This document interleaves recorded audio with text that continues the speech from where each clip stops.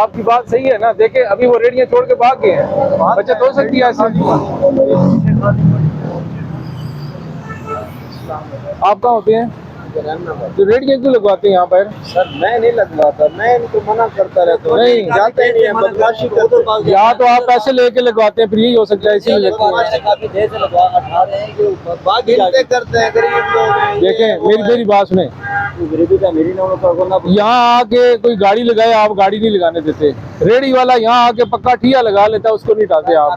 मना करते रहते। किधर मना करते उसकी क्या जरूरत है? आपकी दुकान के आगे आके वो लगा दे रेडी। वो कहते हैं हम रोड पर खड़े हैं।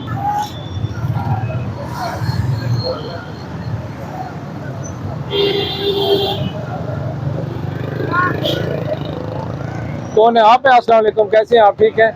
अच्छा, एक तो ये आपने सामान अपना बाहर लगाया हुआ है, बोर्ड आपका बाहर था, अभी हमें देख के आप उठा के अंदर लेके जा रहे हैं, ठीक है ना।